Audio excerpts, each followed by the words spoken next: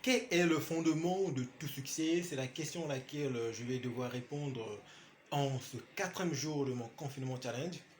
Donc, je suis à la maison, je ne sors pas, je respecte le mot d'ordre des autorités publiques pour sauver des vies et pour éviter d'être le canal de transmission de ce virus tant dévastateur. Je l'ai dit que le confinement est une bénédiction pour nous parce que la vie va tellement vite, nous sommes dans un environnement beaucoup plus ambiant et on n'a pratiquement pas de temps de pouvoir nous recalibrer par rapport à nos missions de vie. On n'a pratiquement pas le temps de pouvoir nous rechallenger, repenser un peu notre plan de vie et savoir où nous en sommes par rapport à où nous voulons partir. Encore, il faut savoir est-ce que nous savons où nous voulons partir.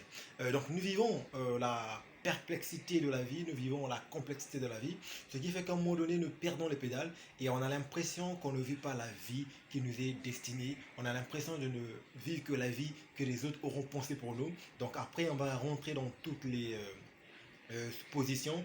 Donc aujourd'hui, nous avons vraiment l'occasion de pouvoir nous replacer. Donc à travers cet article ou cette vidéo que je vous dépose, qui ne répond que sur la question principale, quel est le fondement du succès?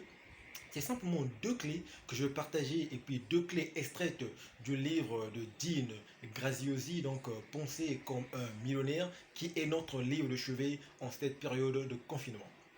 Avant de vous partager de des clés, c'est très important donc de revenir encore sur le respect de rester chez vous. C'est un mot d'ordre. Ce n'est pas pour vous kikiner ou non, vous déranger, mais c'est vraiment pour préserver votre vie parce qu'on n'a pas besoin de perdre inutilement sa vie en se retrouvant dehors et puis en contact du virus.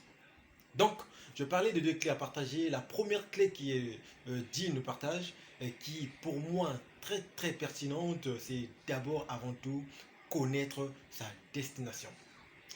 Bon nombre des gens vivent sans savoir qu'est-ce qu'ils veulent réellement.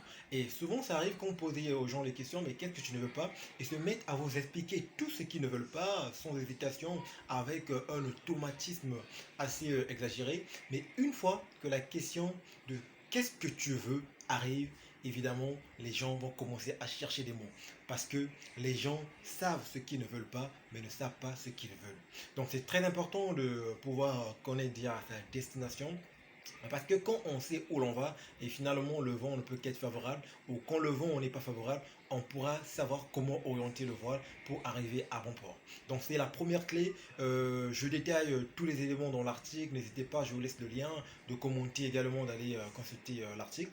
Et la deuxième clé que Dean ne partage, qui est également très très très pertinente, c'est donc d'avoir connaissance de la situation actuelle dans laquelle nous sommes. Pourquoi?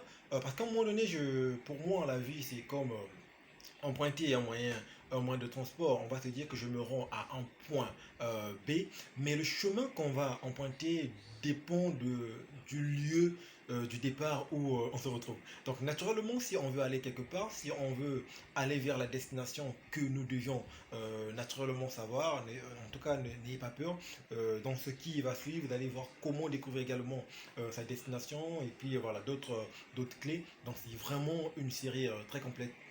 Mais il faut vraiment, au-delà de cerner sa destination, savoir où on est aujourd'hui. Donc c'est vraiment faire le point sur sa vie et c'est aussi l'occasion aujourd'hui de pouvoir se repenser, de dire est-ce que où nous en sommes réellement. L'important ici, ce n'est pas de pleurer, l'important ce n'est pas de pleurnicher sur sa situation qui serait délicate, mais c'est vraiment d'être honnête envers nous-mêmes, se dire mais je suis à tel niveau, je suis au point 0, au point 1, au point 2, et par rapport à ça, on pourra mieux calibrer les actions pour atteindre la destination. Donc moi, je vous invite à voir tout l'article complet avec tous les éléments de cas pratiques que je partage à travers le chapitre 2 de fondement, le fondement de tout succès que Dean, qui est un très grand transformateur de vie, nous partage. Donc restez chez vous, le confinement challenge continue et n'hésitez pas de liker, n'hésitez pas donc de visiter les liens que je dépose simplement sous la vidéo et on se retrouve demain pour continuer notre série de confinement challenge.